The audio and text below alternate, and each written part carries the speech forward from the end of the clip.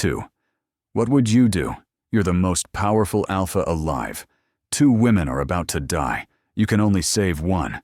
Your wolf is screaming at you to choose. The crowd is watching. The blade is falling. And you have 3 seconds to decide. Which one do you save? The iron collar was heavier than Tareen expected. Cold metal bit into her throat as the priestess fastened it with practiced efficiency, each click of the lock echoing through the preparation chamber like a death knell. Taryn didn't flinch. She'd known this day would come since she was old enough to understand what it meant to be unmarked, a woman without a mate, without a pack, without value. The moon ceremony took what no one wanted. Head up, the priestess commanded, her weathered fingers tilting Tareen's chin. Cold, darkened eyes studied her face with clinical detachment. You're prettier than most. Perhaps the gods will be merciful. Tareen almost laughed. Mercy. As if the gods had ever shown her that. The ceremonial gown they dressed her in was white. Virgin white, they called it, though the term felt like mockery. Sheer fabric clung to her body, leaving nothing to imagination, marking her as an offering laid bare. Her dark hair had been unbound, falling in waves past her shoulders.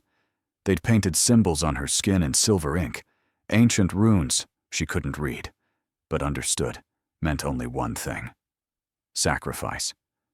Through the thin walls, she could hear the drums beginning, deep, rhythmic, the heartbeat of the ceremony. It's time, the priestess said, pulling Taryn to her feet. The preparation chamber door opened, and the night air hit her like a slap. Taryn's bare feet touched cold stone as they led her down the corridor toward the ceremonial grounds. Torches lined the path, casting dancing shadows that made the walls seem alive, hungry.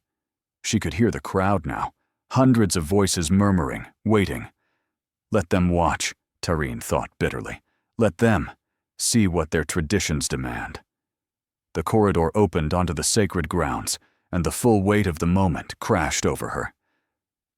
The moon ceremony grounds were carved into the mountainside, a natural amphitheater of stone where thousands had gathered. Lycans from every pack in the region filled the terraced levels, their eyes glowing in the darkness like stars. At the center stood the altar, a massive slab of black granite stained with the blood of countless ceremonies before this one. Above it all, the full moon hung bloated and silver, casting everything in its cold, merciless light. Tareen's legs threatened to give out, but she forced herself to walk. The priestess's grip on her arm was more guidance than restraint. They both knew she wouldn't run. There was nowhere to go. The guards flanking the procession were merely ceremonial. The real prison was tradition itself. The drums grew louder as they approached the altar. That's when Tareen saw her. Another woman stood on the opposite side of the grounds, being led by a different priestess. She wore the same white gown, the same silver markings, the same iron collar. Another sacrifice. Taryn's breath caught. In all the stories, all the histories, there had only ever been one chosen for the moon ceremony, one offering to appease the wolf gods, one life to ensure the pack's prosperity for another year. Never 2. The crowd's murmurs turned to confused whispers, then to shocked silence as both women were brought forward. Taryn's eyes locked on the other sacrifice, and something cold slithered down her spine. The woman looked familiar. No, not familiar. Identical. Same dark hair, same sharp cheekbones, same gray eyes that seemed to hold storm clouds. The woman stared back at Taryn with equal shock, her lips parting in silent recognition of something impossible. They looked exactly alike. "What is this?" someone shouted from the crowd. "2 sacrifices. The prophecy," an elder's voice rang out. "The twin flames prophecy." Chaos rippled through the assembly. Lycans surged to their feet, arguing, pointing. The priestesses who held Taryn and the other woman exchanged uncertain glances, but continued pulling them toward the altar. Taryn couldn't look away from her mirror image. Questions screamed through her mind. Who was she? How was this possible? Why did looking at her feel like looking at a piece of herself she'd never known was missing? The other woman seemed equally transfixed, her chest rising and falling rapidly. eyes wide with the same desperate confusion. "Silence!"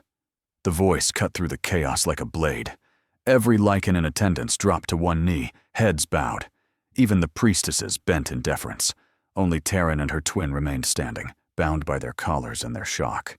A figure emerged from the shadows at the head of the amphitheater. Fenro, the Lycan king.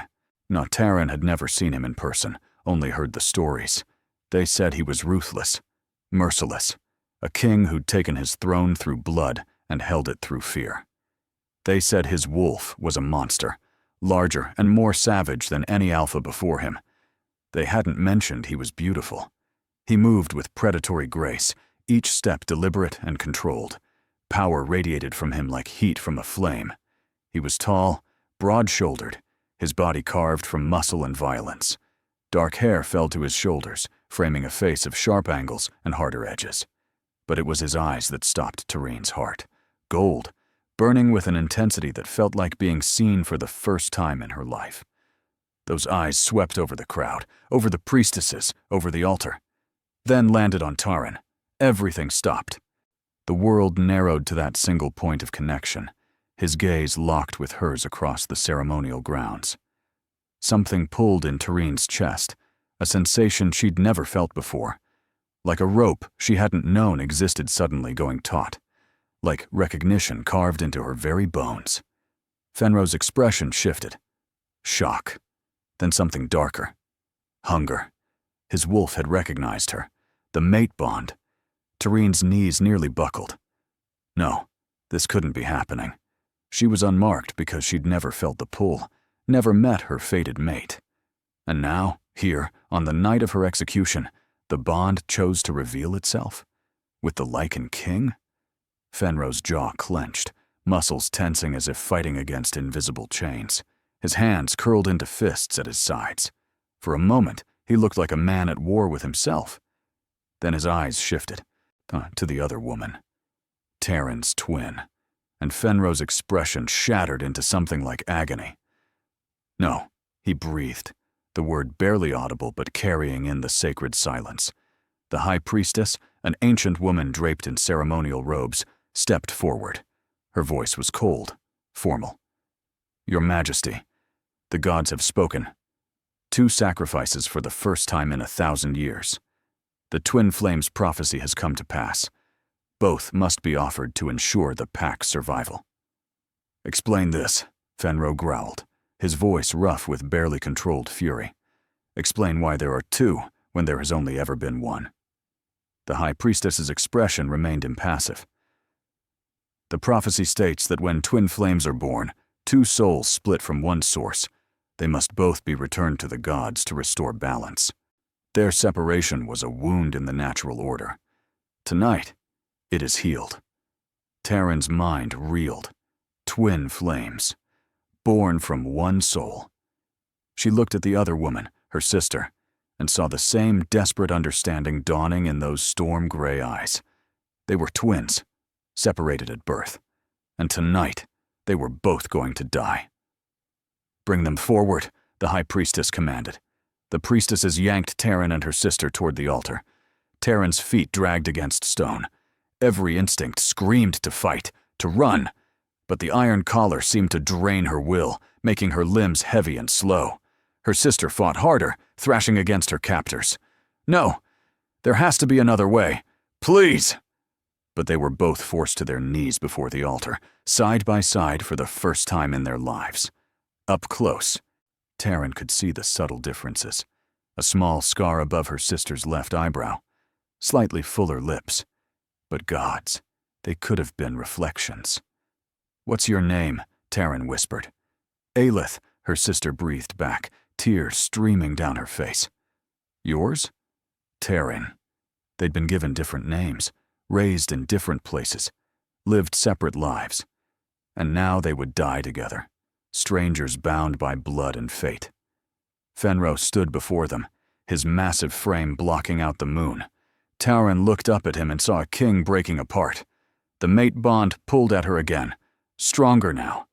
She could feel his turmoil, his rage, his helplessness.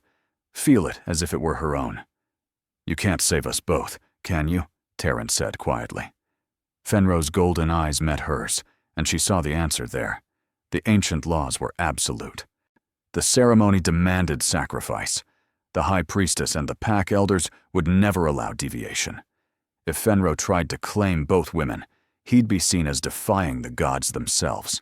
His rule would crumble. Civil war would erupt.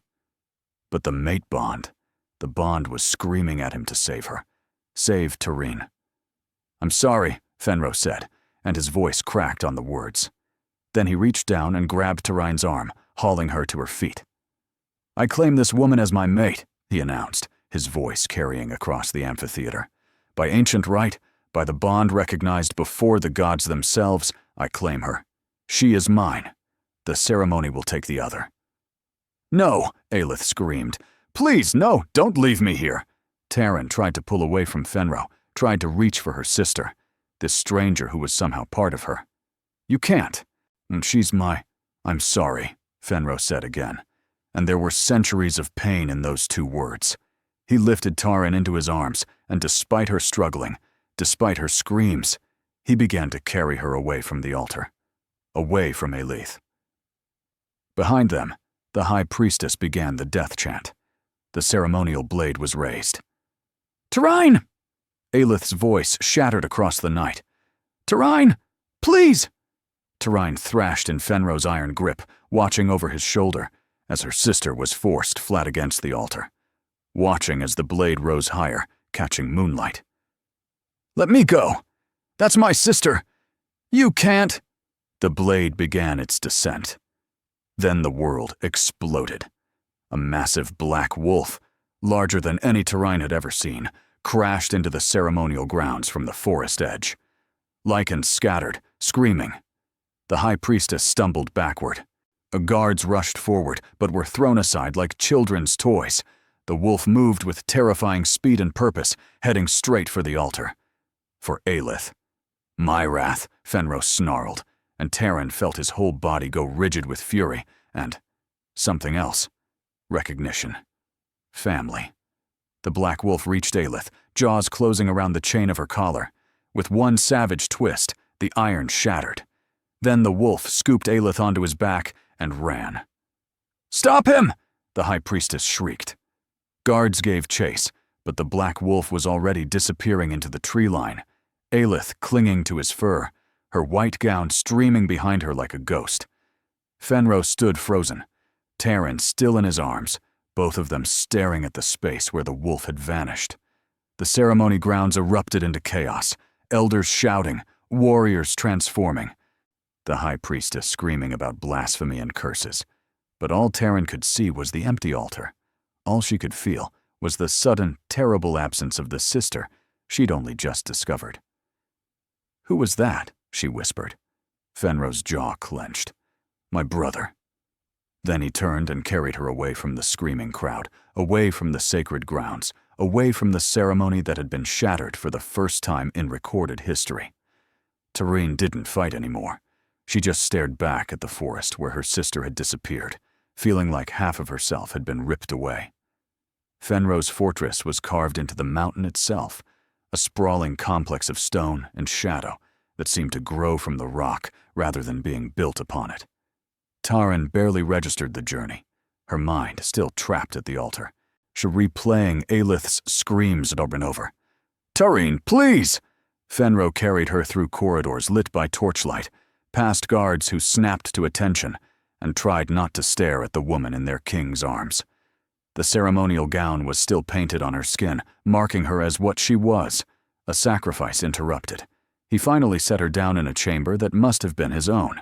It was massive, dominated by a bed large enough to accommodate his wolf form, with furs and silks piled thick. Weapons lined the walls, swords, axes, ancient blades that looked like they'd tasted plenty of blood. A fire roared in the hearth, casting everything in flickering orange light. Taryn stood in the center of the room, shaking, not from cold, from rage. "You left her," she said quietly. Fenro was pouring something from a crystal decanter, whiskey by the smell. He didn't look at her. "I saved you. You condemned her to death. I saved you from death." He whirled to face her, and for the first time, she saw the full weight of what this had cost him. His eyes were wild, almost feral. His hands trembled around the glass. "Do you understand what I've just done? I defied the High Priestess. I interrupted a sacred ceremony. Half the pack elders will call for my head by morning. I risked everything to claim you, and you're angry I didn't commit political suicide by trying to save both?" "She's my sister," Taryn's voice broke. "I didn't even know she existed until tonight. And now she's gone. Stolen by some rogue wolf. And you just let it happen." "My wrath is not some rogue wolf," Fenro bit out. "He's my twin brother. And he didn't steal Aelith. He saved her." Taryn's breath caught. "Your twin." Fenro downed the whiskey in one swallow, then poured another. "My brother. My mirror. Separated at birth, just like you and Aelith. Our father couldn't have two alpha heirs, so Myrath was sent away. Raised in exile. We found each other years ago, but..." He trailed off, jaw working. "It's complicated." "Where did he take her?" "I don't know." "Liar!"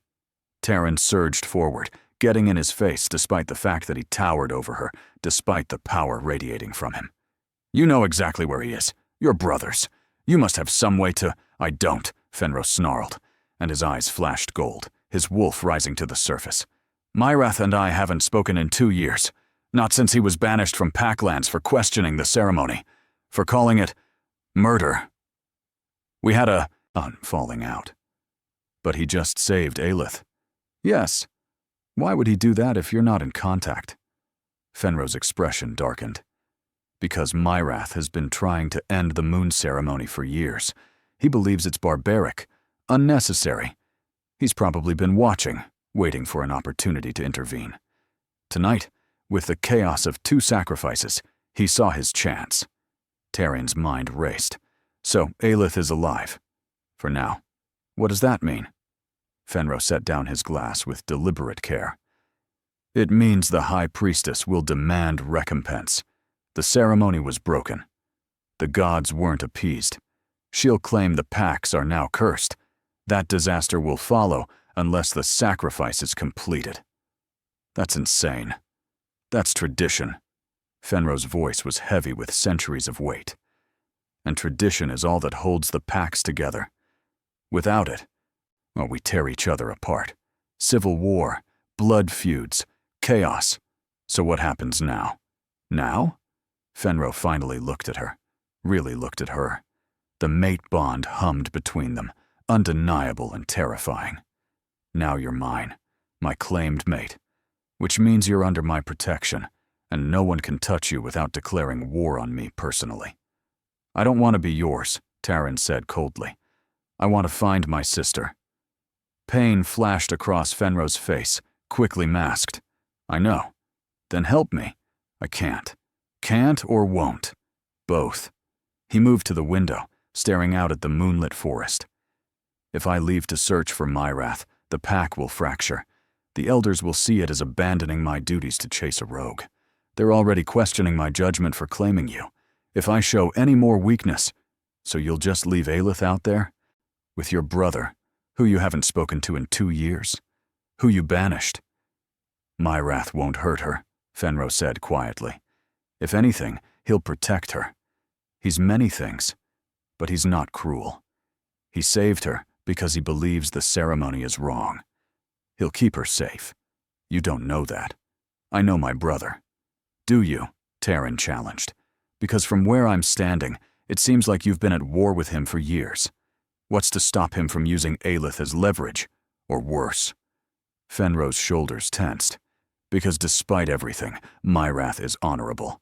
He has his own twisted sense of justice, but he wouldn't harm an innocent." "She's terrified," Taryn's voice rose. "She was about to die. Then some giant wolf grabbed her and ran off into the night. Even if he doesn't mean to hurt her, she doesn't know that. She's alone, scared, and with a stranger." "She's with my brother," Fenro interrupted, turning to face her. "And right now, that's the safest place she could be. Because the High Priestess wants her blood, Taryn. Do you understand? The ceremony must be completed. If Aelith stayed here, she'd be dead by sunrise. Myrath gave her a chance to survive. The words hit like a physical blow. Tareen sank onto the edge of the massive bed, the fight draining out of her. Aelith was alive because she'd been stolen. Taryn was alive because she'd been claimed, and both of them were trapped by forces beyond their control. "I just found her," Taryn whispered. "I didn't even know I had a sister. And now—" Fenro crossed the room and knelt before her, bringing himself to her eye level. This close, she could see the gold flecks in his eyes, and the sharp intelligence behind the alpha dominance. This close, the mate bond was almost overwhelming, a pull so strong it made her bones ache. "I will find her," Fenro said, and his voice was a promise carved in stone. "I swear it. Once things settle, once the pack stabilizes, I will track Myrath down and bring Aelith back to you." "When?" Taryn demanded. "Days, weeks, months?" "I don't know. That's not good enough. It's all I can offer." His hand rose, hesitating, then gently tucked a strand of hair behind her ear. The touch sent electricity racing across her skin. "You're my mate, Tareen. That bond, it's not something I chose, but it's real. And it means I'll do everything in my power to protect you, to give you what you need. I need my sister. I know." His thumb brushed her cheek, and she realized tears were falling. "No, and I will give her back to you. But right now, I need you to trust me. Trust that Myrath won't hurt her. Trust that I'll make this right." Taryn wanted to push him away, wanted to scream that she didn't trust him, didn't want this bond, didn't ask to be saved while her sister was abandoned. But the bond made lying impossible. She could feel his sincerity, feel his conflict, feel the war raging inside him between duty and desire, between his role as king and his instinct as mate. "I hate this," she whispered. "I know. I hate that I can feel what you're feeling. Hate that part of me wants to forgive you just because of some biological imperative. I know. I hate that my sister is out there and I'm trapped here. I know." Fenro's forehead pressed against hers, and the contact made the bond sing. "I hate it too. I hate that I had to choose. I hate that the ceremony exists at all. I hate that tradition demanded this. But I will not apologize for choosing you. The bond chose you. My wolf chose you. And I chose you."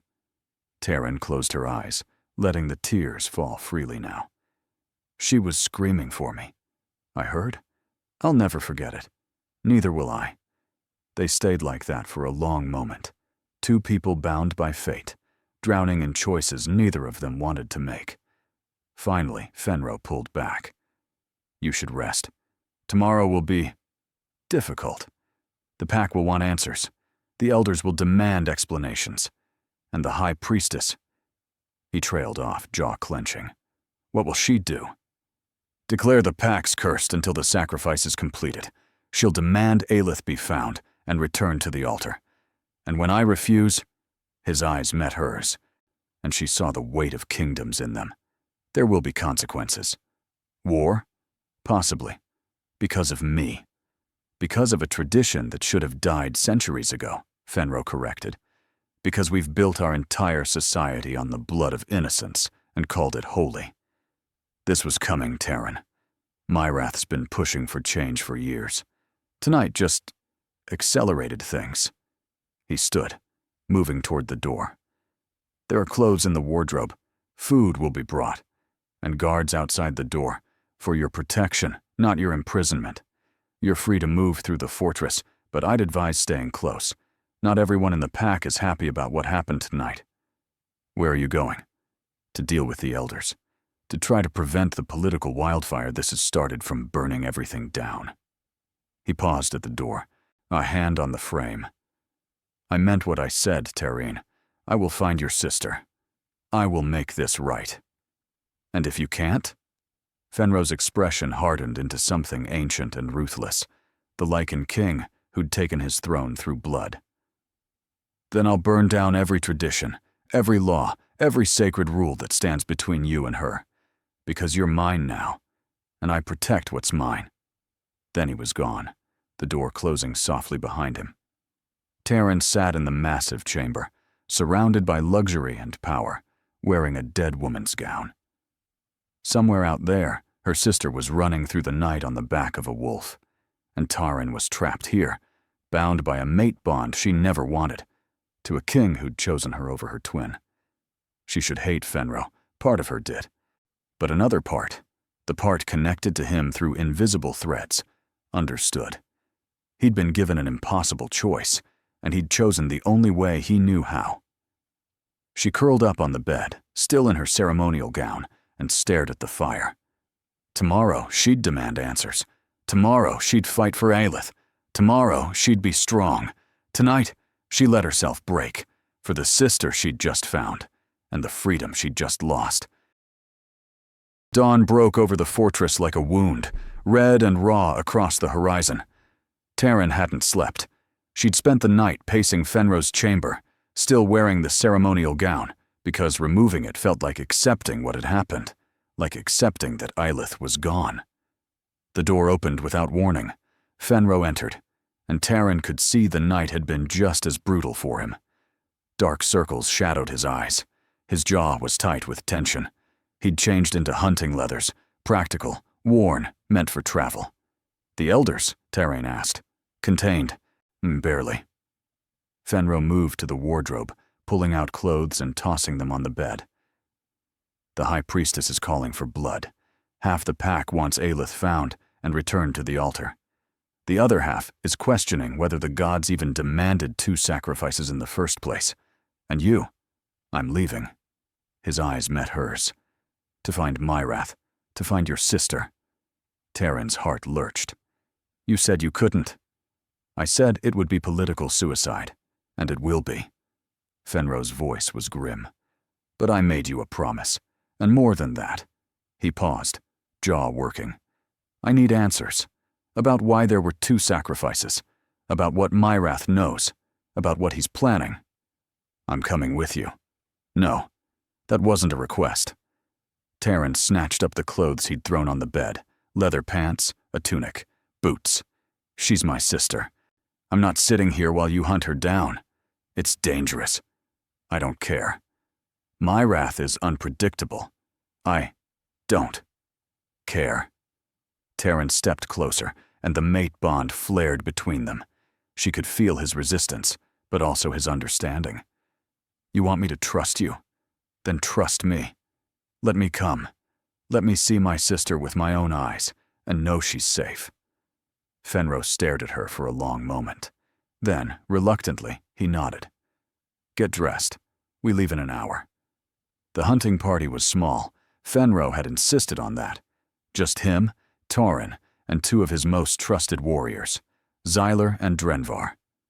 Xyler was Fenro's second in command, a lean wolf with sharp eyes and sharper instincts. He moved with the quiet efficiency of someone who'd survived countless battles. When Fenro introduced him, Xyler had looked at Taryn with something between pity and respect. "So you're the one who broke the ceremony," he'd said. "Not an accusation, just a statement of fact." Drenvar was different, bigger, brutal-looking, with scars crossing his face and arms. But his eyes held unexpected kindness when he'd bowed to Taryn. "My lady, I'm sorry for what you've been through." Now they moved through the forest in formation, Fenro leading, Taryn close behind, Xyler and Drenvar flanking. All of them in human form for now, though Taryn could feel the wolves just beneath their skin, ready to emerge. "How do you know where to find him?" Taryn asked, as they picked their way through dense underbrush. "I know my brother." Fenro didn't look back. "When we were young, before he was banished, we had places, secret places where we'd meet, where we'd talk about things we couldn't say in front of our father." "What kind of things?" Fenro was quiet for a moment. Whether the old ways were right, whether tradition was sacred, or just an excuse for cruelty. Myrath always questioned everything. Our father hated it. Called it weakness. What did you call it? Dangerous. Fenro pushed aside a low-hanging branch. But not wrong. They traveled for 3 days, deeper into wild territory where pack laws didn't reach. The forest grew darker, older. Trees so massive their roots created caverns in the earth, streams that ran black with minerals. The air itself felt heavy, charged with ancient power. On the third night, as they made camp in a clearing, Xyler approached Fenro with a grim expression. "We're being watched," he said quietly. "Have been for the last mile."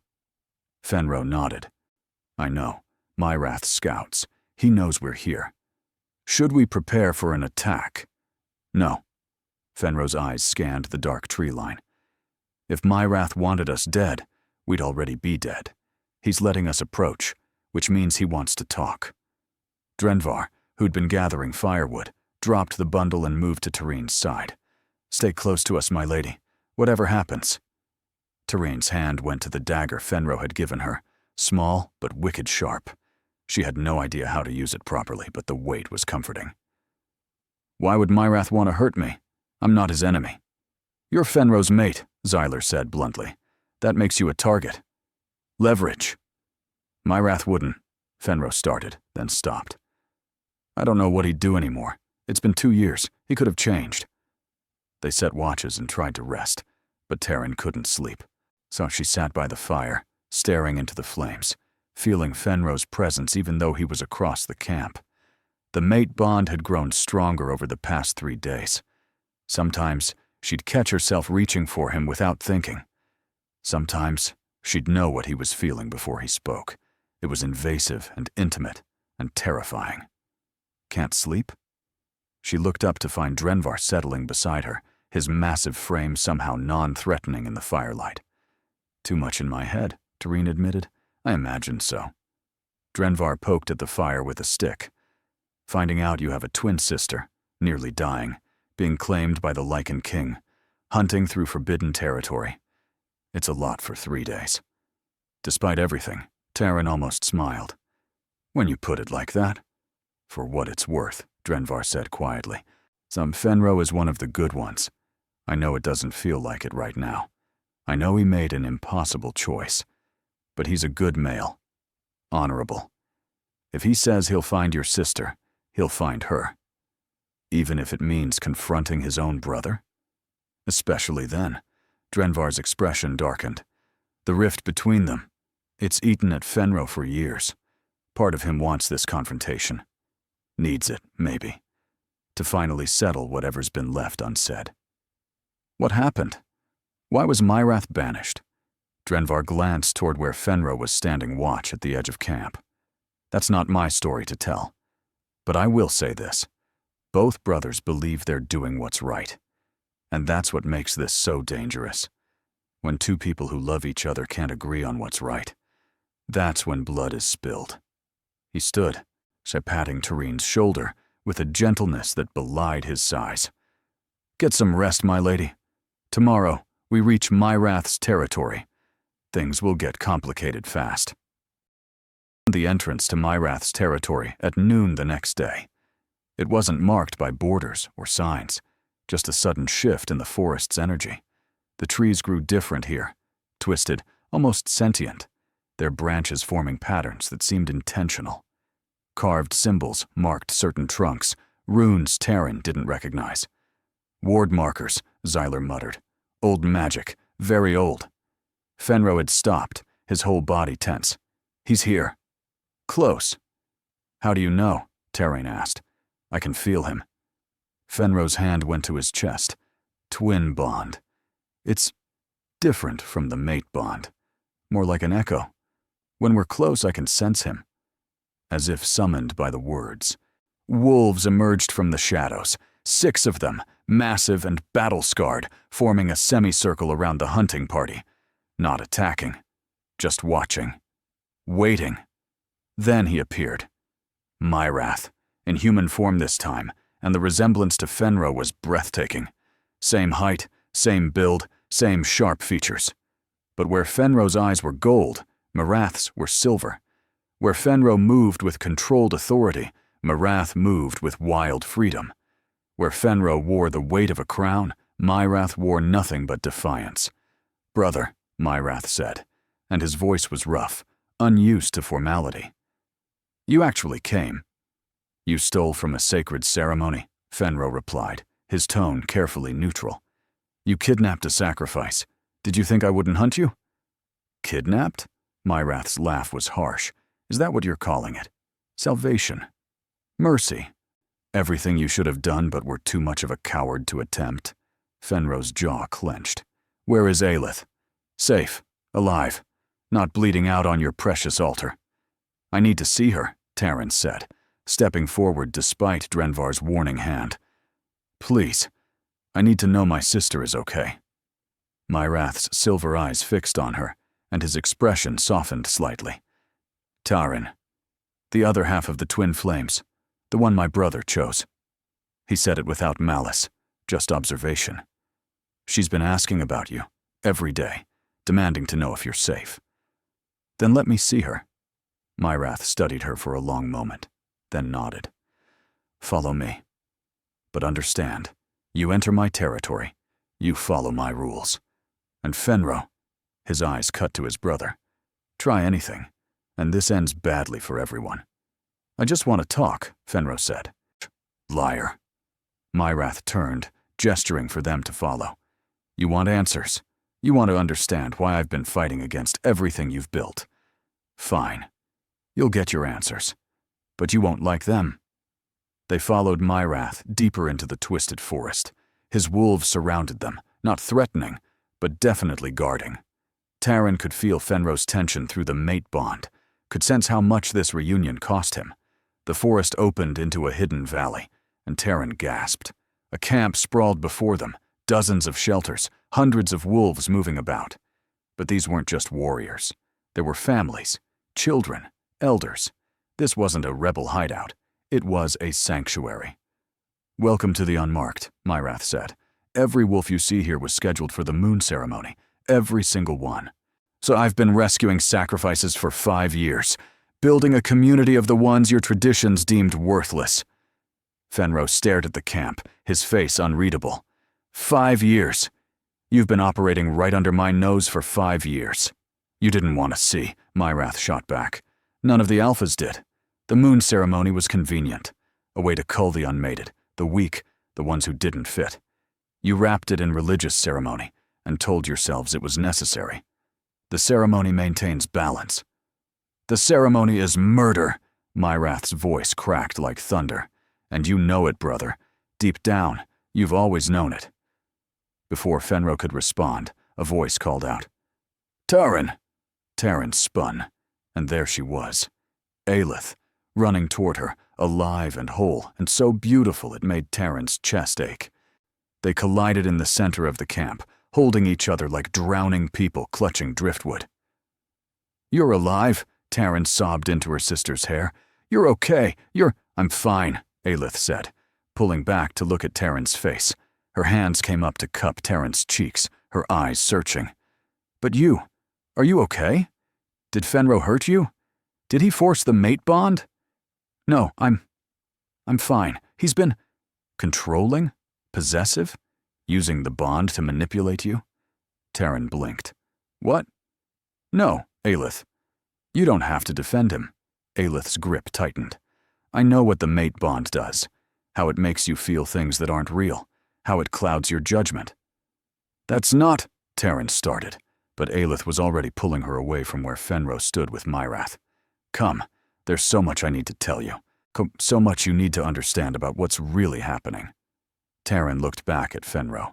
Their eyes met across the camp, and she felt his concern, his reluctance to let her go. But also his understanding, his acceptance that she needed this time with her sister. She let Aelith lead her to a shelter on the edge of the camp, simple but comfortable, with furs and cushions scattered across the floor. Once inside, Aelith turned to her with an intensity that was almost frightening. Taryn, listen to me. Everything they told us about the moon ceremony is a lie. I know it's wrong, Taryn said. I know the sacrifices are— No, you don't understand. Aelith gripped her hands. It's not just wrong, it's purposeful. The moon ceremony doesn't appease gods. It doesn't maintain balance. It feeds them. Taryn's blood ran cold. Feeds who? The alphas, the ruling families. Every sacrifice performed under the full moon transfers power to them, makes them stronger, more dominant, harder to challenge. Aelith's eyes were wild with revelation. Fenro's entire reign is built on it, his fathers before him, generations of kings maintaining their power through sacrificial blood magic. That's... Taryn shook her head. That's insane. Fenro wouldn't he? Aelith challenged. Think about it. Why else would the ceremony be so fiercely protected? Why else would questioning it be grounds for banishment? Myrath figured it out years ago. That's why he was exiled, because he threatened to expose the truth. Taryn's mind reeled. She thought of Fenro, of the way he'd talked about the ceremony, the weight in his voice, the guilt. Did he know? So how do you know this is true? Taryn asked. Myrath showed me. Aelith pulled her toward a table covered in ancient texts and scrolls. These are from before the current dynasty, before the ceremony became sacred. Look. She unrolled a brittle scroll, and Taryn saw the words written in old script. Diagrams showing energy flowing from altar to alpha. Notes about power accumulation. References to sacrificial enhancement. This is how they maintain control, Aelith said. This is why unmated wolves are seen as disposable, why the ceremony targets the vulnerable. They need the deaths to fuel their power. Taryn stared at the evidence, feeling something crack inside her. If this is true, if Fenro knows, then he's complicit. Aelith's voice was gentle but firm. And the mate bond is just another chain, Taryn. Another way to control you, to keep you from seeing the truth. No. Taryn stepped back. No, I've felt what he feels. The bond doesn't lie. He's conflicted about the ceremony. Of course he's conflicted. Aelith grabbed her shoulders. He's not a monster, but he's still benefiting from murder, still maintaining a system built on blood.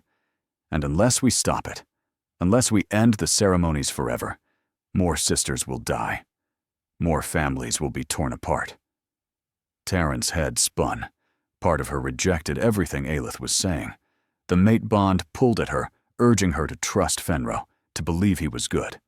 But another part, the part that remembered Aelith's screams at the altar, wondered if her sister was right. Myrath is building a rebellion, Aelith continued, not just to save the sacrifices, but to end the entire power structure, to tear down the dynasties built on blood and create something new, something fair. By starting a war, if that's what it takes. Aelith's eyes burned with conviction. Taryn, I need you. We need you. The twin flames were prophesied for a reason. Together, we have power. Power that could change everything. What are you asking me to do? Leave him. Aelith's voice was urgent. Break the mate bond. Join us. Fight with us. Help us end this. I can't just break a mate bond, Taryn said. It doesn't work like that. There are ways. Old magic. Painful, but possible. Aelith squeezed her hands. I know it's asking a lot. I know the bond makes it feel impossible. But think about all the women who'll die if we don't act. Think about a commotion outside interrupted her. Raised voices. The sound of a scuffle.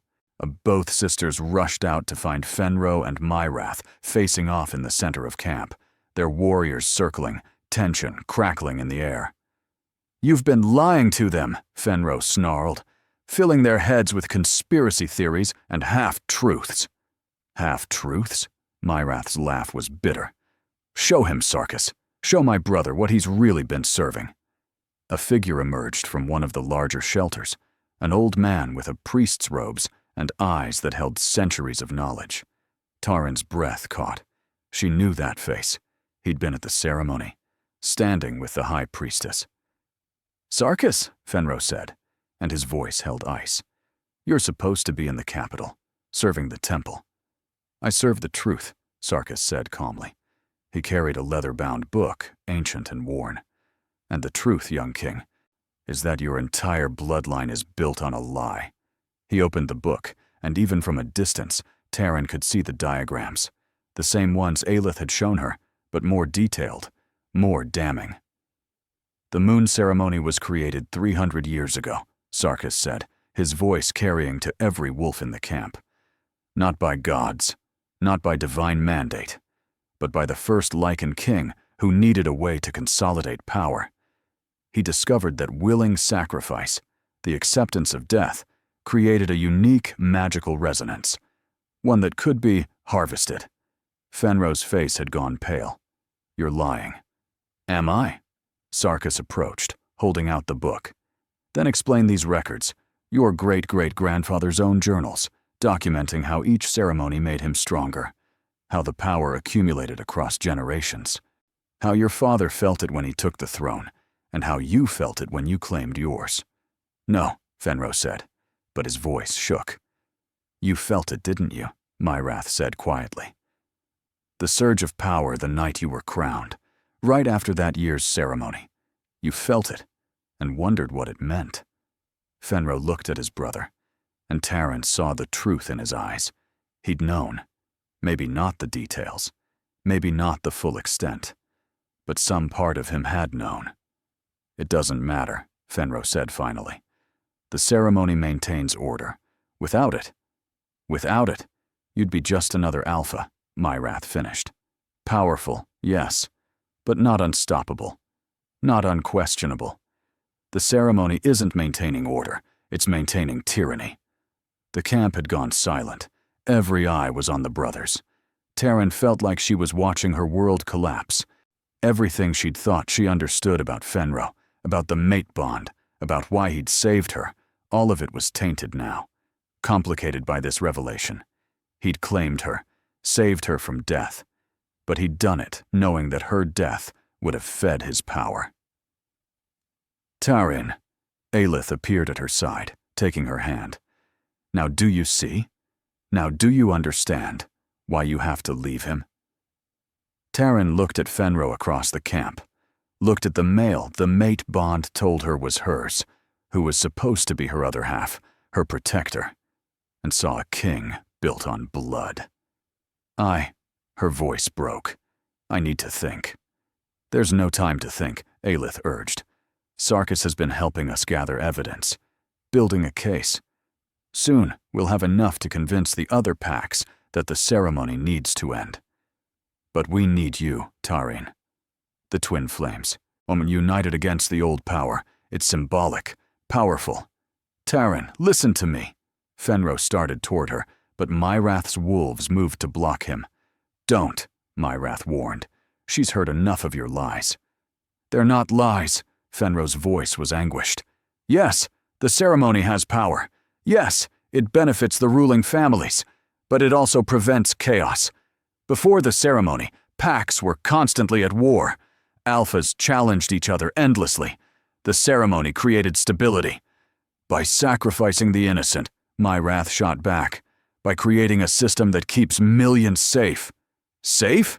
Aelith laughed bitterly. Tell that to all the women on that altar. Tell that to me and Taran, who were hours from death. Taran pressed her hands to her temples. Too much. Too many voices. Too many revelations. The mate bond screamed at her to go to Fenro, to trust him, to believe his intentions were good even if the system was flawed. But Aelith's hand in hers was real, solid. The sister she'd just found, pulling her toward a different path. Taran, Fenro's voice cut through the chaos. Please, look at me. She did. His eyes were gold and desperate, and full of a pain she could feel echoing through the bond. I didn't know, he said. Not fully. Not until just now. I knew the ceremony gave power, but I thought it was just symbolic. The gods blessing the Alpha. I didn't know it was blood magic. I didn't know it was feeding on death. But you do now, Taran said quietly. Yes. And? Fenro was silent for a long moment. Then, and I don't know what to do. End the ceremony and the packs will fracture. Civil war, chaos. Thousands will die in the fighting. Continue it. And we're complicit in murder. There's no good choice. There's always a choice, Aelith said. You just don't want to give up your power. I don't want to watch my people tear each other apart. Fenro's composure cracked. You think this is about power? I hate it. I hate every moment of sitting on a throne built on blood. But I'm trying to minimize harm, trying to hold things together until we can find a better way. The better way is revolution, Myrath said. Tear it down. Build something new. Revolution is just another word for war. And peace built on sacrifice is just another word for tyranny. The brothers stared at each other, and Taryn saw 300 years of history in that gaze, saw the weight of dynasty and duty and brotherhood all tangled together. Choose, Tareen, Aelith whispered. Him or us. The throne or the truth. Taryn looked between them. Fenro, her mate, complicated and conflicted and bound to her by forces neither of them controlled. Aelith, her sister, fierce and revolutionary, and offering her a purpose beyond survival. And Sarkis, standing quietly in the background, watching everything with ancient, calculating eyes. Something about the old priest bothered her, the way he'd produced the evidence so perfectly, the way he seemed to know exactly what to say to drive the wedge deeper between the brothers. How long have you been working with Myrath? Tareen asked Sarkis. The old man smiled. Since he was banished, I saw potential in him, a chance to correct old wrongs. And you just happen to have all this evidence ready? I've been collecting it for years, child, waiting for the right moment.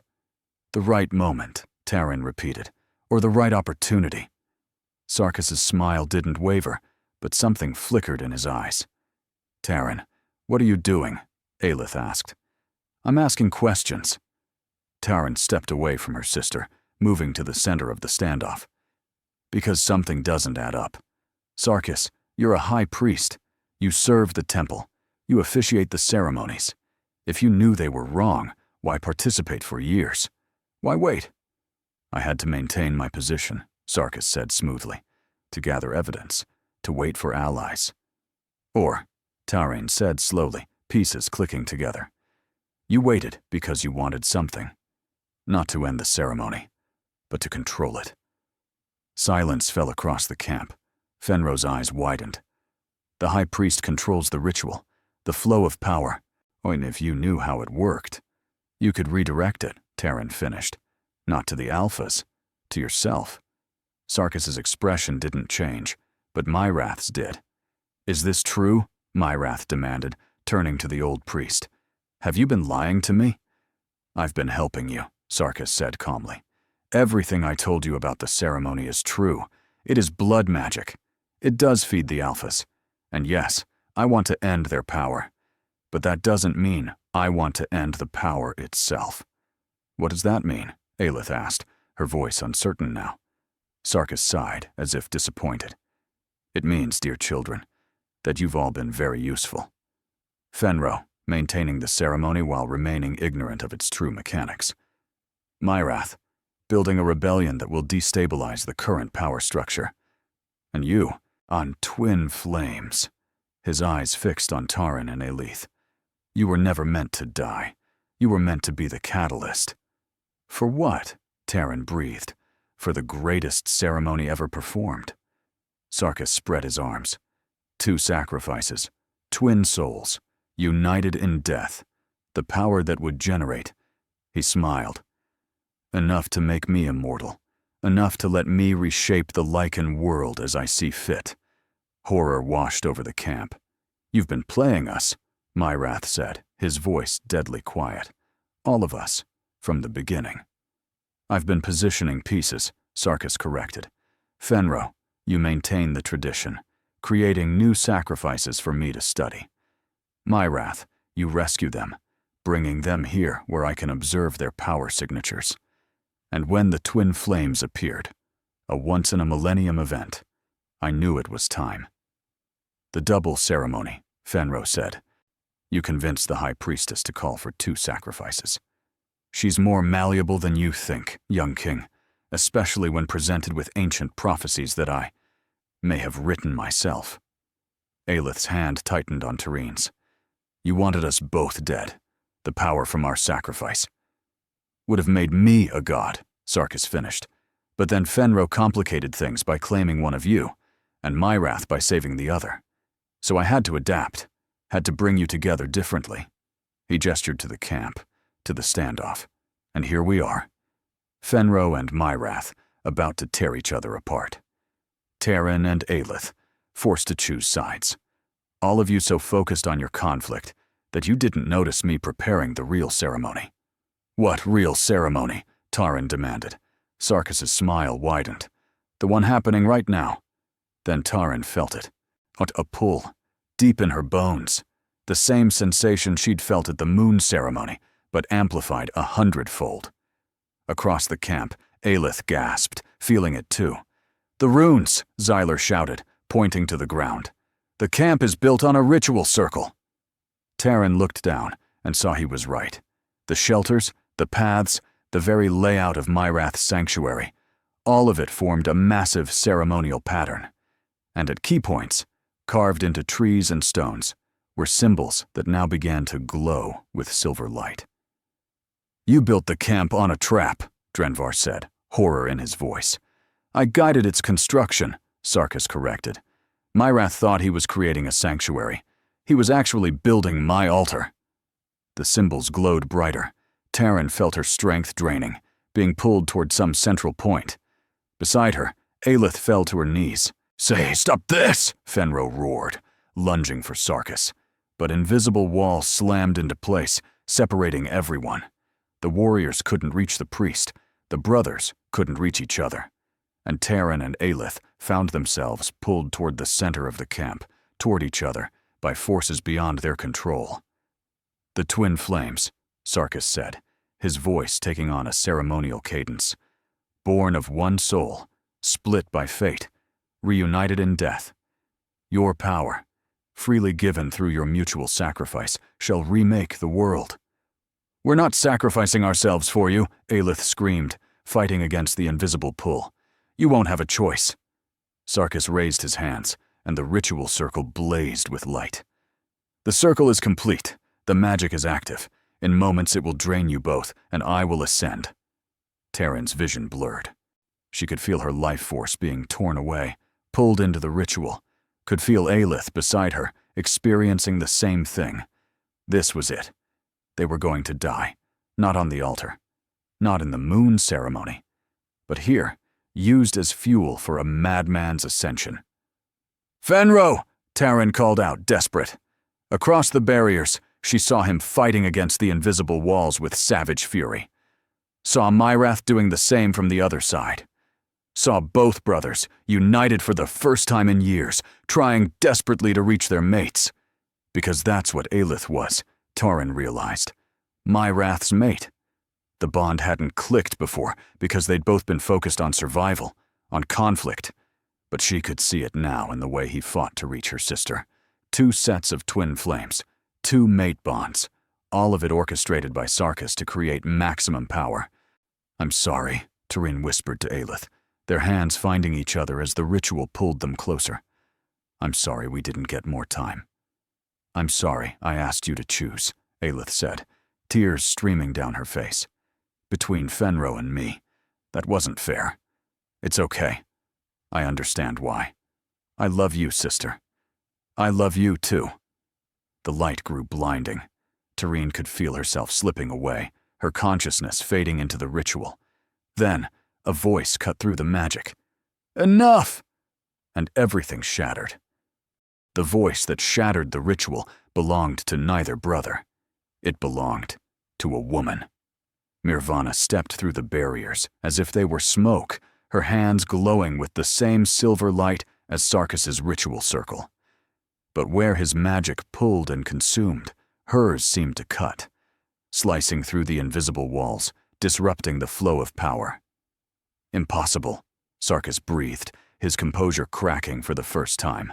You can't interfere. You're bound to... To you? Mirvana's laugh was bitter. I was. For 5 long years, I fed you information, positioned pieces on your board. So played the perfect spy. She stepped closer, and Taryn saw the woman clearly for the first time. Beautiful, hard-edged, with eyes that had seen too much. But you made a mistake, Sarkis. You taught me too much, showed me too much of the magic, and I've been studying. The ritual's pull weakened. Taryn gasped, able to breathe again. Beside her, Aelith collapsed, trembling. Sarkis's expression twisted with rage. "You think you can stop this? The circle is complete. The twin flames are bound. I know I can't stop it." Mirvana's hands moved in complex patterns, drawing symbols in the air. "But I can redirect it. Send the power somewhere you don't want it to go." "Where?" Fenro demanded, still fighting against the barriers. "Where are you sending it?" Mirvana's eyes met his. "Back to its source. Back to all the alphas who fed on it for 300 years. Every drop of sacrificial power returned in one catastrophic surge. It'll burn through them, kill most, drive the rest mad." Horror rippled through the camp. "That's genocide," Myrath said. "That's justice," Mirvana corrected. "Every alpha whose bloodline benefited from the ceremony will pay the price. The power structure will collapse overnight." "You'll kill innocents," Fenro roared. "Alphas who had nothing to do with creating the ceremony. Children who inherited the power without knowing what it was." "Collateral damage," Mirvana said coldly. "No different than all the women who died on that altar." Tareen struggled to her feet, her mind racing. "Wait, you said you were spying for Sarkis, working for Fenro's council. Which is it?" "Both." Mirvana's smile was sharp. "I was on Fenro's council, yes, his most trusted advisor. But Sarkis recruited me years ago, promised me power, revenge against the system that tried to sacrifice my sister. I fed him information about Fenro's movements, his plans, his weaknesses. But you're betraying him now," Aelith said, "because I finally understand what he really wants." Mirvana's expression darkened.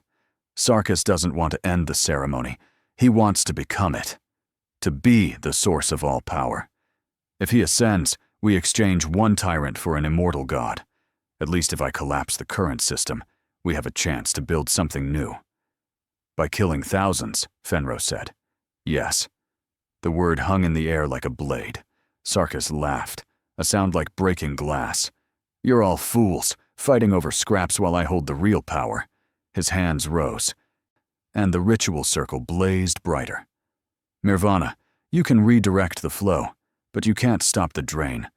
The twin flames are still dying. And when they do, I'll simply adjust. Take what power I can. It won't be godhood, but it'll be enough to remake myself, to try again." He was right. Taryn could feel it. Even with Mirvana's interference, the ritual was still pulling at her life force. Slower, but inexorable. "There has to be another way," Taryn gasped. "There is!" Everyone turned to find Xyler standing at the edge of the circle, his face grim. "Break the bond. If the twin flames aren't connected, the ritual can't use them as a conduit." "Break the bond?" Aelith's voice was weak. "How?" "Death," Xyler said flatly. "One of you dies. The connection severs. The ritual collapses." "No!" both Fenro and Myrath shouted simultaneously. "There has to be another way," Fenro said desperately. "There isn't." Xyler's expression was anguished. "I've been studying the old texts since we learned about the twin flames prophecy. This is the only way to break a soul bond. Death. Final, irreversible death." Taryn looked at Aelith, saw the same realization in her sister's eyes. One of them had to die. Again. The moon ceremony had been interrupted, but fate, it seemed, still demanded its price. "I'll do it," Aelith said immediately. No," Taryn interrupted. "You have Myrath, the mate bond. You have a future. So do you, with Fenro. A future built on blood magic? On a throne sustained by sacrifice?" Taryn shook her head. "I don't want that, Aelith. I never wanted to be a queen." "And I never wanted to be a rebel." Aelith grabbed her hands. "But here we are, making impossible choices. Again." The ritual pulled harder. Both sisters fell to their knees, their strength draining rapidly. "Decide quickly," Sarkis said, his voice almost gentle. "Or I decide for you. And I assure you, my choice will be much more painful." Fenro was tearing at the barriers with supernatural strength, his wolf form threatening to break through. "Taryn, don't you dare!" Don't you dare sacrifice yourself." "Why not?" Taran's voice cracked. "It's what I was always meant to do. The ceremony. The altar. This was always my fate." "Your fate is with me." Fenro's eyes blazed gold. "The bond. The bond is a chain." The words tore from Tarin's throat. "A beautiful, terrible chain that makes me feel things I don't want to feel. That makes me defend you when I should hate you. That makes me want to trust you when everything you've built is wrong." The confession hung in the air. Fenro stopped fighting, just stood there, behind the barrier, looking shattered. "You think I wanted this?" he said quietly. "You think I wanted to be born into a bloodline built on murder? To inherit power I didn't earn? To sit on a throne and pretend I deserved it?" His voice broke. "I hate it, Taran. Every day, every moment. But I'm trying. Gods, I'm trying. To make it better. To change things slowly, carefully, so the whole world doesn't burn. Slowly means more deaths," Myrath said. "More ceremonies, more sacrifices while you maintain your power." "And revolution means civil war," Fenro shot back. "Means thousands dead in the fighting. There's no clean answer."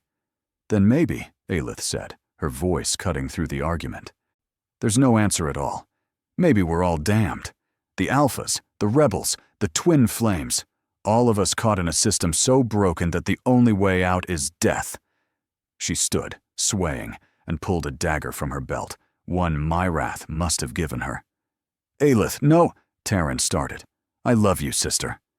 Aelith's smile was sad and beautiful. "I'm glad I got to know you, even if it was only for a few weeks." She raised the dagger to her throat. "Stop!" Mirvana's voice cracked like a whip. There might be another way." Everyone froze. "What way?" Myrath demanded. Mirvana's expression was conflicted. "The bond can be broken without death, but it requires a sacrifice of a different kind." "Speak plainly," Sarkis said, interested despite himself. "The Twin Flames are bound because they share a soul," Mirvana explained quickly. "But souls can be separated, truly separated, made into two distinct entities instead of two halves of one whole." "How?" Taran asked. "Blood magic, old magic, the kind that costs." Mirvana looked between them. "One of you would have to give up your wolf, your Lycan nature, become fully human. The soul bond would sever because you'd no longer be compatible vessels." Silence fell like snow. "Become human?" Aelith breathed. "Lose my wolf forever?" "Yes. No shifting. No enhanced strength or senses. No pack bonds. You'd be mortal. Vulnerable. Human in every sense." "And that would break the ritual?" Fenro asked. "Immediately. The Twin Flames prophecy requires two Lycan souls. Make one human, and the prophecy is void." Taran's mind reeled. Give up her wolf? She'd never even shifted, had never felt that side of herself because she'd been unmarked, unmated. But it was still there, still part of her identity. To lose it. "I'll do it," Aelith said. "No," Myrath growled. "Aelith, you can't. The mate bond. If you're human, it'll break.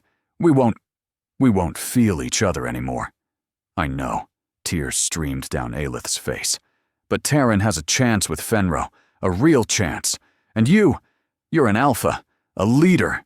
You need a mate who can stand beside you in battle, who can help lead the rebellion, not a human who'll just be a liability." "You're not a liability," Myrath said fiercely. "You're my mate, your weakness." Aelith's voice was gentle but firm. Sarkis already proved that. He knew exactly how to manipulate us by threatening each other. If I'm human, if the bond breaks, you'll be free. Free to lead without worrying about me. Free to fight without holding back. I don't want that freedom, but the rebellion needs it." Aelith turned to Taran. "And you need your wolf. You're Fenro's mate, his queen. You'll need that strength." "I don't want to be queen," Taran said. "Maybe not. But you want to change things. I can see it in you. The way you questioned Sarkis. The way you think." Aelith smiled through her tears. "You're going to transform that throne from the inside, sister. Make it into something worth having. But you can't do that as a human. The ritual pulled harder. They were running out of time. There has to be another option, Tarine said desperately. Something that doesn't require either of us to give up who we are. There isn't. Mirvana's voice was sad. I've searched, studied. This is the only way to break a soul bond without death. One of you becomes human, or one of you dies.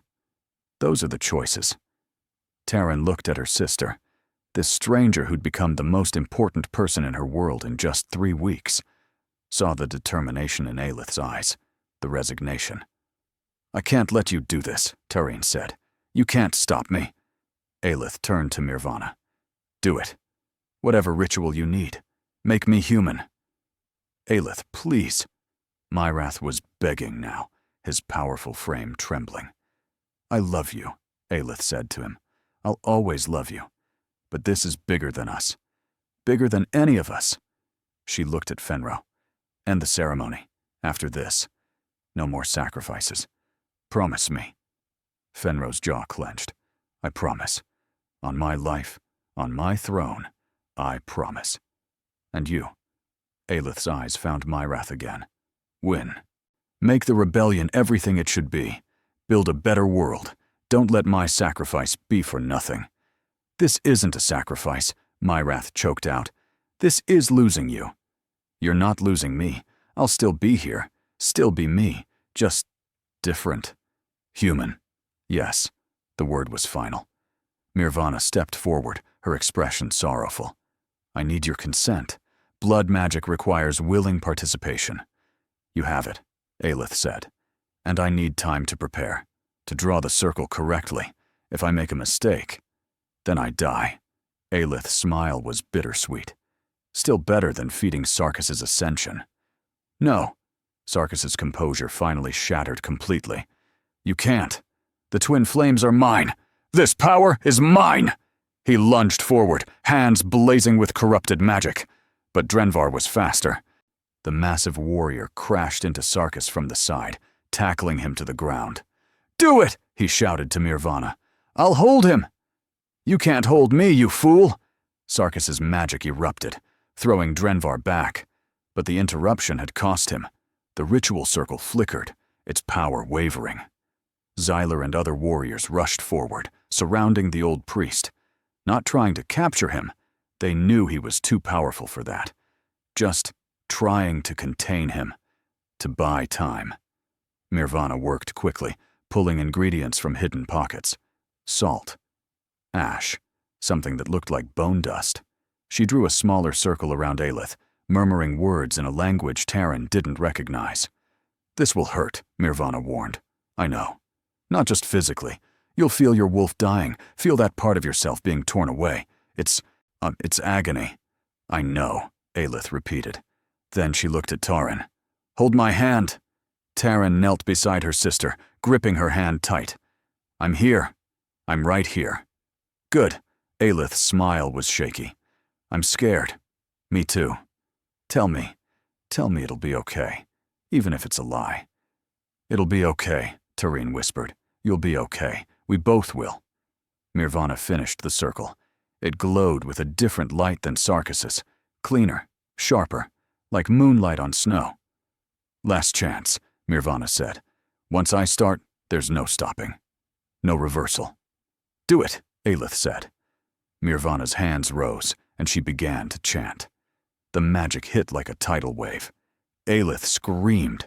Taryn felt it through their soul bond. The tearing, the ripping, like something fundamental was being carved out of Aelith's essence. Felt her sister's wolf fighting, clawing. They desperate to stay. Felt it die, piece by piece, as the magic consumed it. I've got you, Taryn sobbed, holding Aelith as her sister convulsed. I've got you. I've got you. Across the camp, Myrath fell to his knees, howling. The mate bond was breaking. Taryn could see it in his face. The moment the connection severed. The moment Aelith went from mate to just a woman he loved. Still loved, desperately, but without that supernatural certainty. The ritual took minutes that felt like hours. When it finally ended, Aelith collapsed in Tyrein's arms, gasping, alive, human, changed forever. And Sarkis's ritual circle shattered like glass. The backlash of power exploded outward, throwing everyone to the ground. Taran felt the pull on her life force vanish instantly. The twin flames' prophecy was broken. She and Aelith were no longer two halves of one soul. They were just sisters. Sarkis staggered to his feet, his face twisted with rage and desperation. No! No! You've ruined everything. Decades of planning, centuries of preparation. Good, Mirvana said coldly. You think you've won. Sarkis's laugh was unhinged. The ceremony will continue. The Alphas will maintain their power. Nothing has changed. Everything has changed, Fenro said quietly. He'd finally broken through the failing barriers and now stood at the edge of the shattered ritual. Because now I know the truth, and I can't unknow it. He walked toward Sarkis, every step deliberate. You're right that I've benefited from blood magic, that my whole bloodline has. And you're right that ending the ceremony will cause chaos. Fenro's eyes blazed. But maintaining it makes me complicit in murder, and I can't live with that anymore. So what will you do? Sarkis sneered.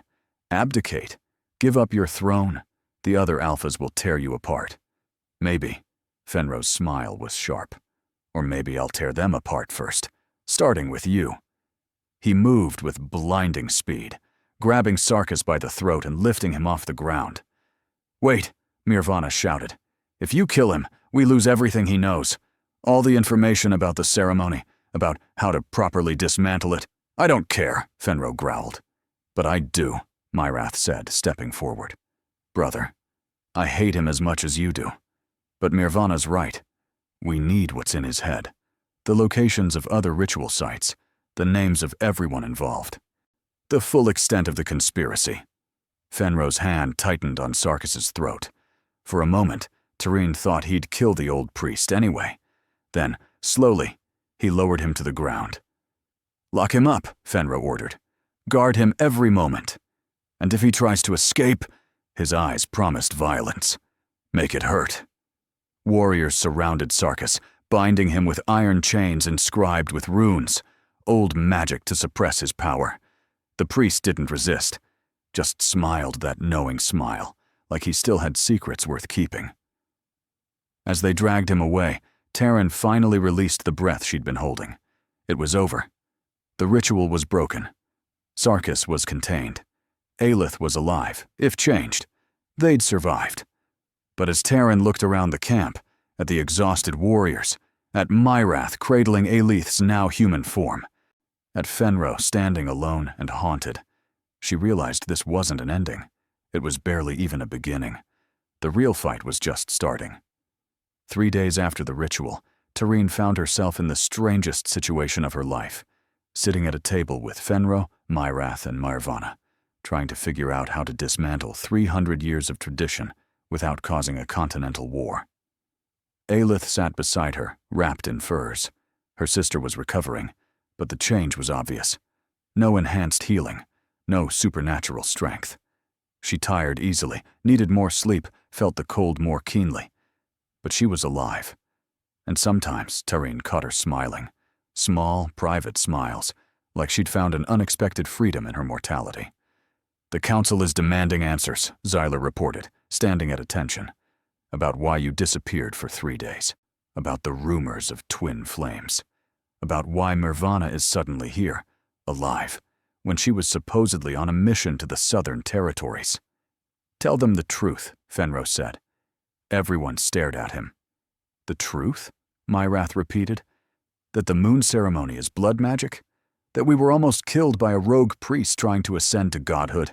That your most trusted advisor was a double agent? Yes. That'll cause a panic, Mirvana said. The Alphas will deny it. Call it lies, conspiracy.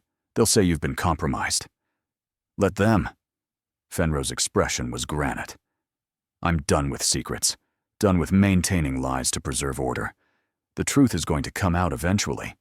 Better it comes from me, on my terms, than from Sarkis, when he inevitably tries to bargain for his freedom. He won't bargain, Mirvana said darkly. He thinks he's still going to win. I can see it in his eyes. He has contingencies, plans within plans. Then we stay ahead of him. Fenro looked at his brother. Myrath, your rebellion. How many do you have? Committed fighters? 200. Sympathizers? Maybe 1,000 across all territories. That's not enough to win a civil war. I know. Myrath's jaw clenched. But it's enough to make people think, to plant seeds of doubt. If we can expose the ceremony for what it is. We'll need proof, Xyler interrupted. Sarkis's journals aren't enough. Half the alphas will claim they're forgeries. We need irrefutable evidence. The ritual sites, Terran said quietly. Everyone turned to look at her. Sarkis mentioned other ritual sites, places where the power accumulates. If we can find them, study them, maybe we can prove how the magic works. That's actually brilliant, Mirvana said. Physical evidence, archaeological proof, harder to deny than documents. But it'll take time, Myrath pointed out. Months, maybe years to locate all the sites. And meanwhile, the next moon ceremony is in 6 months. More women will die. Silence fell around the table. Not if I cancel it, Fenro said. You can't just cancel the moon ceremony, Xyler said carefully. The High Priestess will never allow it. The other alphas will see it as weakness. They'll challenge you. Let them challenge me. Fenro's voice was steel. I'll fight every single one if I have to. But I will not. I will not allow another woman to die on that altar while I sit on a throne built from her blood. Terran felt something warm bloom in her chest. Pride, hope, maybe even trust. Through the mate bond, she felt Fenro's determination. His fear, too. He knew what this decision would cost, but also his absolute conviction that it was right. If you do this, Mirvana said slowly, if you publicly denounce the ceremony and refuse to hold it, you'll fracture the Pack Alliance. Some alphas will follow you. Most won't. We'll be looking at civil war within weeks. I know.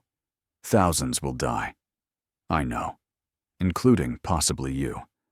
I know. Fenro met her eyes. But thousands are already dying.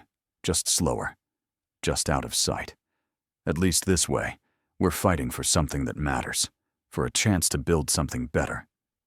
Noble, Myrath said, but there was respect in his voice. Suicidal, but noble? Says the man who's been running a rebellion from the shadows for 5 years, Fenro shot back, but without heat. At least I'm doing it in the open. The brothers looked at each other across the table. So much history between them. So much pain. But also, Terran realized, a deep and abiding love. They'd been torn apart by duty and belief, but they'd never stopped being brothers. If we're doing this, Myrath said, we do it together. Your throne legitimacy plus my rebel network. Combined forces. The other alphas will call it a coup, Xyler warned. They'll call it whatever justifies their desire to maintain power, Mirvana corrected. But if we can get even a few alphas on our side, the younger ones, the ones who've been questioning the old ways, we might have a chance. Who? Fenro asked. Mirvana pulled out a list. I've been tracking sympathizers for years. Alphas who've expressed doubts about the ceremony. Who've pushed for reform. Who've lost sisters, or daughters, or mates to the ritual, and never quite accepted the God's will explanation. She spread the parchment on the table. Terran saw names, territories, notes in cramped handwriting. These are possibilities, Mirvana continued, not certainties. But if we approach them carefully, make our case, show them the evidence, they might join us, Myrath finished, or they might report us to the High Priestess and accelerate the conflict. It's a risk we have to take, Fenro said. He looked at Terran. What do you think? The question surprised her. Me? You're my mate, my queen, whether you want the title or not.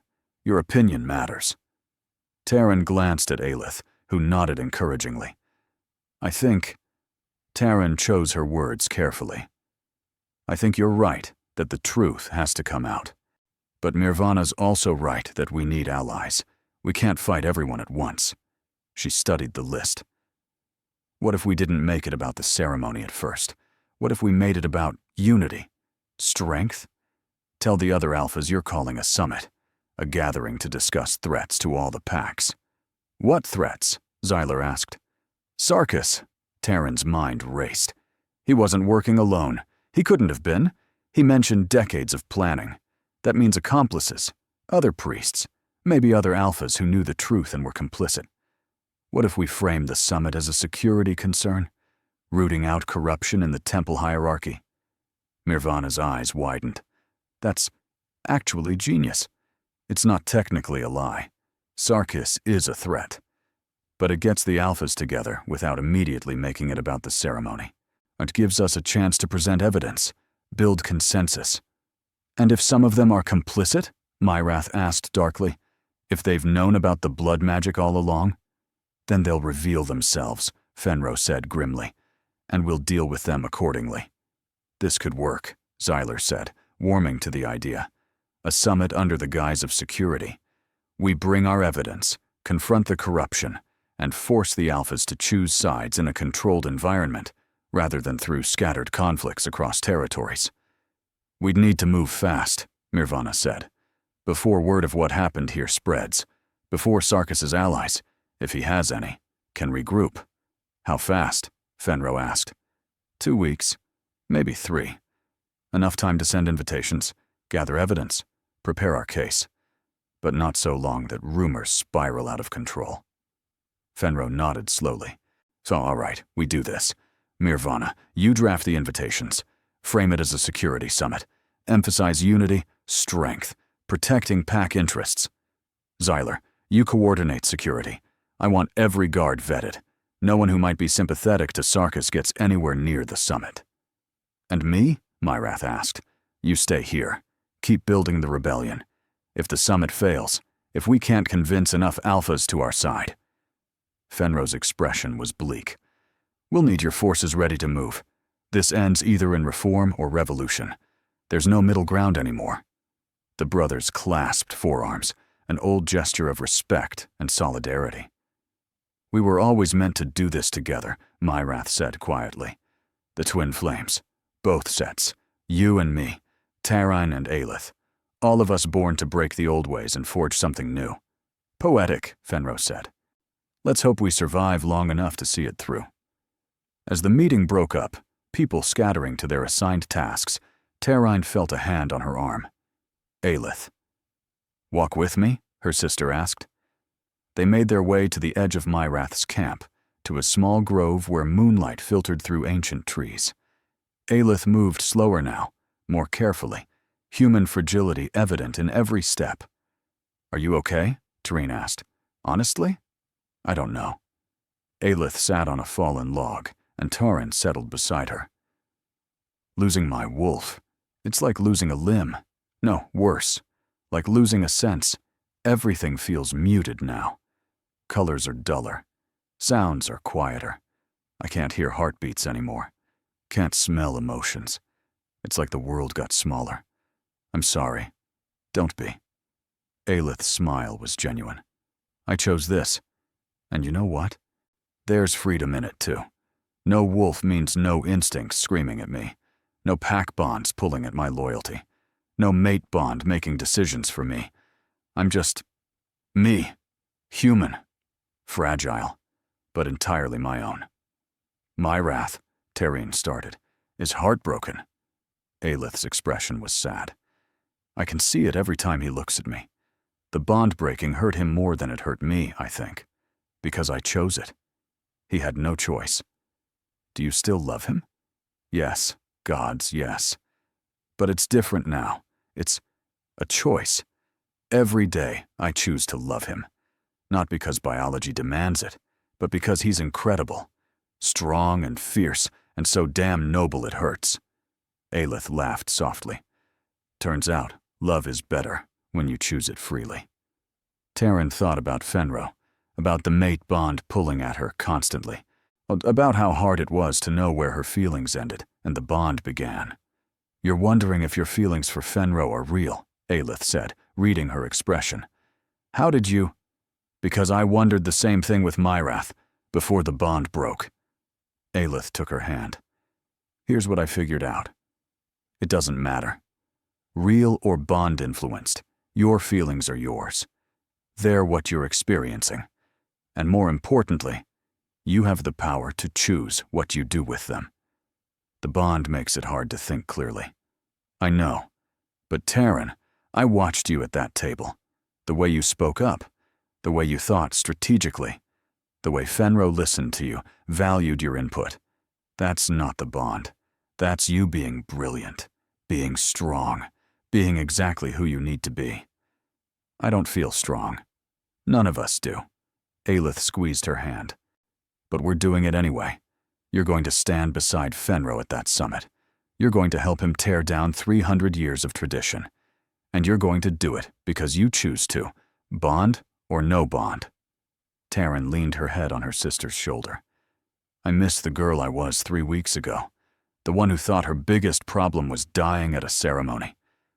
That girl is still in there, just braver now, fiercer now, scarier now. Definitely scarier. Aelith laughed. We both are. The twin flames who broke prophecy, who refused to die nicely, who are about to turn the Lycan world upside down. Think we'll survive it? Honestly? No idea. Aelith's smile was reckless and beautiful. But gods, what a story we'll make either way.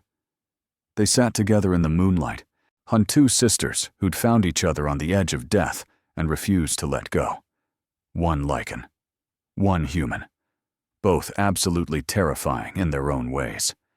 And somewhere in the camp behind them, 2 brothers were planning a revolution. The moon ceremony had demanded their deaths. Instead, they were going to kill it.